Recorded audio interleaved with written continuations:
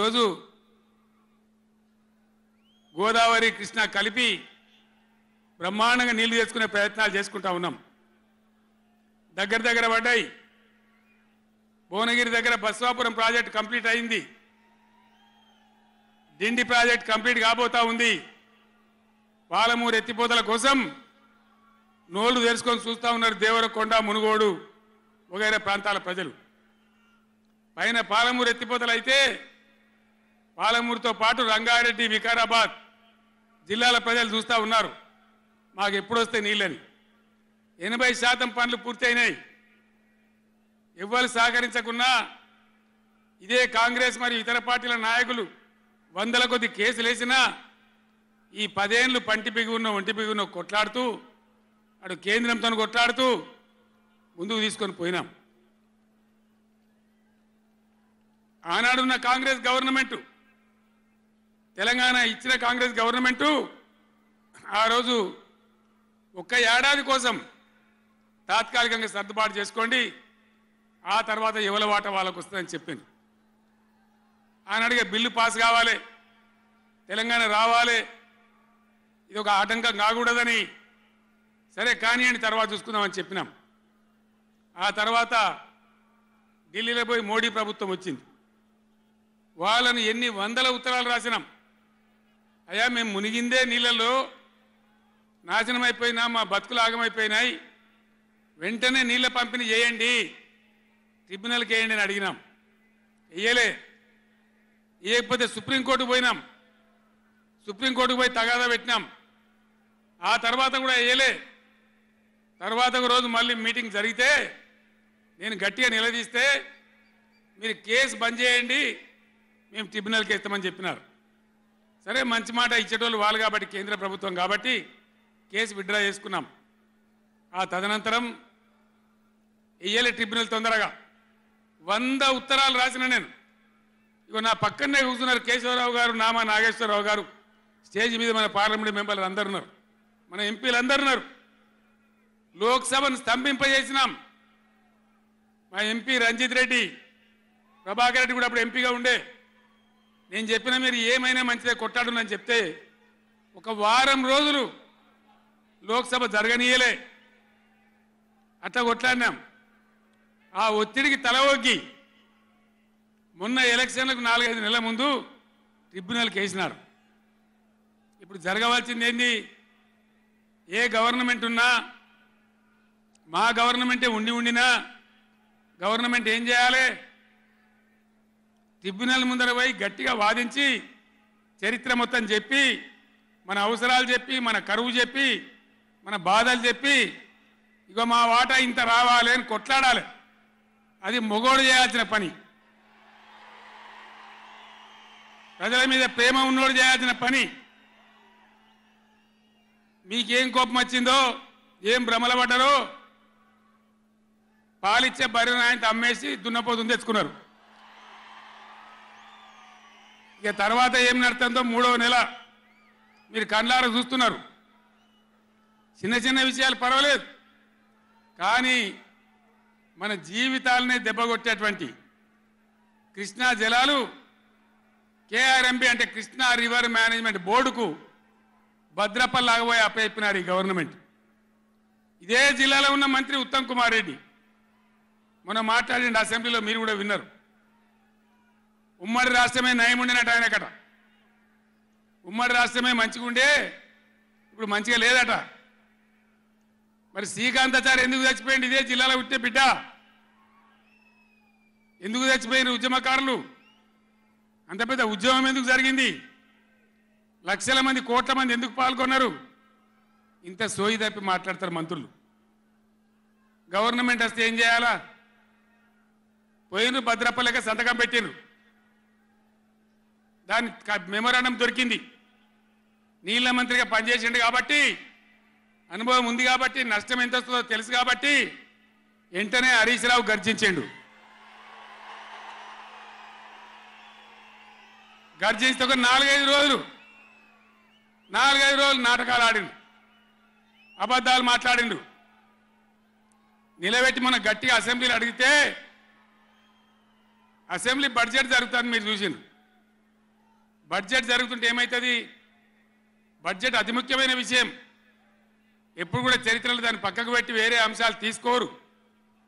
కానీ అగమేఘాల మీద ఇది జరుగుతుంటే, ఆ రగడ జరుగుతుంటే, బిడ్డ మీ సంగతి బదాలను నిలబెడతా, మిమ్మలను ప్రజల ముందే తెలుసుకుంటాం అని నల్లగొండ, చెలో నల్లగొండ నేను పిలిపించిన. ఎందుకంటే నాకు చేతనైనా కాకపోయినా నా కట్టె కాలే వరకు తెలంగాణకు అన్యాయం జరిగితే చివరి శ్వాస దాకా కూడా పులిలాగా లేచి కొట్లాడతా తప్ప పిల్లిలాగా ఉండను. ఎట్టి పరిస్థితులలో 600 ఏ విషయంలో కూడా తెలంగాణకు అన్యాయం జరగనివ్వను. కొట్లాడదాం. చెలో నల్గొండ ఇయ్యంగానే పీక పీక సచ్చుడు. ఇజ్జత్ మానం పోతుంది రాబాయి. కేసీఆర్ బొబ్బ పెడితే ఏం చేస్తామంటే ఏం చేస్తామని చేతులు విసుకొని కాళ్ళు విసుకొని అర్జెంటుగా బడ్జెట్ పక్కకు పెట్టి శాసనసభలో తీర్మానం పెట్టింది. ఆ తీర్మానం కూడా చక్కగా లేదు. వాళ్ళ తెలివి సల్లారా. సాగునీళ్ళు తాగునీళ్ళు అని పెట్టిండ్రు. కరెంటు ఉత్పత్తి పెట్టలేదు మళ్ళీ దానిలో. ఆ తీర్మానంలో కూడా అంత తెలివి తక్కువ తీర్మానం. అది పెట్టి ఇక మామ అనిపించుకున్నారు. అయిపోయింది కదా. ఒక రైతుకు పంట పండిందట. వడ్ల రాసి అయింది. ఎందుకంటే రాసి ఎవడు ఎత్తుకపోకుండా పొత్తు పోసేది. పొత్తులు ఆ బూడిదో శుద్ధో ఏదో పోసేది. పక్క రైతుని పిలిచి పొరుగు రైతు పొత్తు వైరాబాయ్ అంటే ఉంటే నాకేంది పోతే నాకేంది పులిగోవాలి కానీ పొత్తు పోసిందట. వీళ్ళది ఏం పోతుంది? వాళ్ళకు కావాలి పదవులు, వాళ్ళకు కావాలి పైరవీలు, వాళ్ళకు కావాలి డబ్బులు తప్ప ప్రజల హక్కుల గురించి లేదు. నాడు లేదు, నేడు లేదు. దయచేసి నేను మీ అందరినీ కోరేది ఒకటే, అన్ని సందర్భాల్లో పోరాటమే ఉండదు. అవసరమైనప్పుడు పోరాడాలి. పోరాటానికి సిద్ధంగా ఉండాలి. అవసరమైతే సద్దులు కట్టుకొని రావాలి. మనం పిడికిలి బిగించాలి. అప్పుడే మన హక్కులు కాపాడుకోగలుగుతాం. అటు కేంద్రాన్ని కానీ, అధికారులను కానీ, కృష్ణా ట్రిబ్యునల్ కానీ, రాష్ట్ర ప్రభుత్వం కూడా భద్రప పనిచేయకుండా అప్రమత్తంగా ఉంచేటట్టు కానీ నడవాలంటే మనం ఎప్పటికప్పుడు జాగ్రత్తగా పులుల్లాగా కొట్లాడాలి. ఈ మాట చెప్పడానికి నేను ఇంత దూరం వచ్చిన, మిమ్మల్ని అందరినీ సమీకరించిన. ఇప్పుడు గవర్నమెంట్ వచ్చింది. గవర్నమెంట్ వచ్చిన కాడి నుంచి మీరు చూస్తాను, ఎవడన్నా కొత్త గవర్నమెంట్ వస్తే ఏం చేయాలి? పోయిన గవర్నమెంట్ కంటే 4 మంచి పనులు చేస్తాం, ప్రజలు అవదనిపించుకుంటామనే మాట ఉండాలి, ఆరాటం ఉండాలి. ఒక్కటన్నా మంచి మాట ఉన్నదా? ఒక్కటన్నా? పొద్దున్న లేస్తే సొల్లుపోయాను కేసీఆర్ని తిట్టాలి. కేసీఆర్ని తిడితే మీరు పెద్దోళ్ళు అవుతారా? లేనిపోని బదనాములు పెట్టి కేసీఆర్ మీద బదనాం పెడితే మీరు పెద్దోళ్ళు అవుతారా? ప్రజల హక్కులు గాలికి వదిలేసి ఏ విధంగా అసెంబ్లీలో మాట్లాడుతున్నారో, ఎటువంటి దుర్భాష మాట్లాడుతున్నారో, ఎంత దుర్మార్గమైన పద్ధతిలో మాట్లాడుతున్నారో టీవీలో సాక్షిగా మీరు అందరు చూస్తూ ఉన్నారు. నేను మీ అందరిని కోరేది ఒకటే, ఎవరికి అధికారం శాశ్వతం కాదు, కానీ తెలంగాణ ప్రజల హక్కులు శాశ్వతం, మన వాటా శాశ్వతం, మన బతుకులు నిజం, మన పిల్లల భవిష్యత్తు నిజం.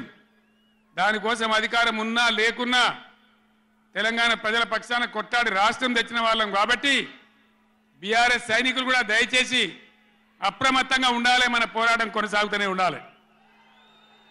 ఆ విధంగా మనం ముందుకు పోవాలి. నాకు కొన్ని విషయాలు అర్థమైతలేవు. ఈ మైకోనికి మళ్ళీ ఏం పుట్టిందా? ఏం చేయకమని వాడిని ఉన్నదడుగుతామని మేము కరెంటు తెచ్చినాం ఆ రోజు. అంతకుముందు రాత్రి కరెంటు, పొద్దు కరెంటు ఆగమాగం ఉండే. గవర్నమెంట్ వచ్చిన తర్వాత, టీఆర్ఎస్ గవర్నమెంట్ వచ్చిన తర్వాత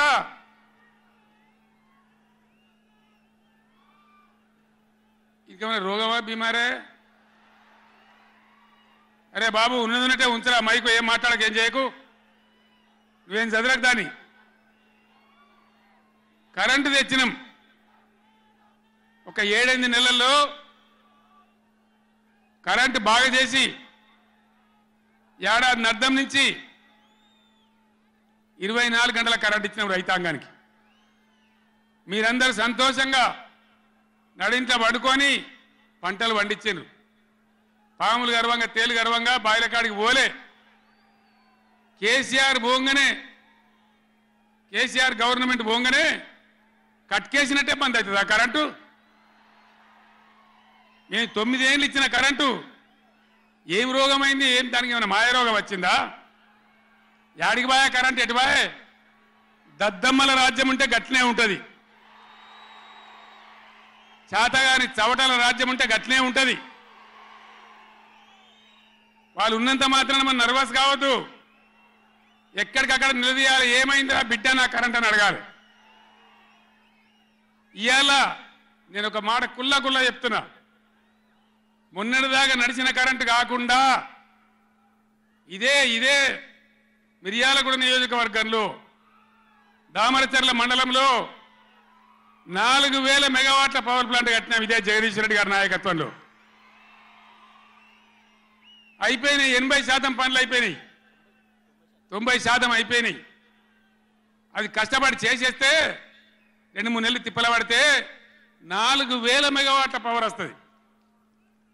రామగుండంలో ఆనాడు మొదలుపెట్టినటువంటి ఎన్టీపీసీ పవర్ వచ్చేసింది. ఆల్రెడీ 800 మెగావాట్లు వచ్చింది. ఇంకో 800 మెగావాట్లు రాబోతా ఉంది. అంటే ఆనాడు నేను నడిపినాడు ఉన్నదానికంటే 5600 మెగావాట్ల పవర్ కరెంటు ఎక్కువ ఉండంగా కూడా వీళ్ళకి ఏం రోగం పుట్టింది? కరెంటు ఎందుకు ఇస్తలేరు? ఎందుకు తిప్పల పెడుతున్నారు? బిడ్డ అయ్యేల చెలో నల్గొండతోనే ఆపం. ఎక్కడ దొరికితే అక్కడ బదాలు నిలదీసి మీ కథలు చేస్తాం.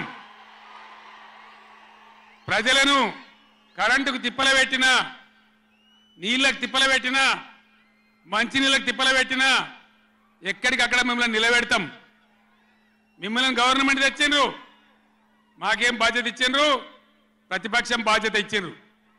మిమ్మల్ని నిలదీసే బాధ్యత మాకు ఇచ్చిండ్రు. కాబట్టి ఎక్కడికక్కడ మిమ్మల్ని నిలదీస్తాం తప్ప వదిలిపెడతామనేటువంటి దానిలో ఉండొద్దు. ప్రజలకు తప్పు చేయొద్దు. నేను హెచ్చరిస్తా ఉన్నా ఈ రాష్ట్ర ప్రభుత్వాన్ని.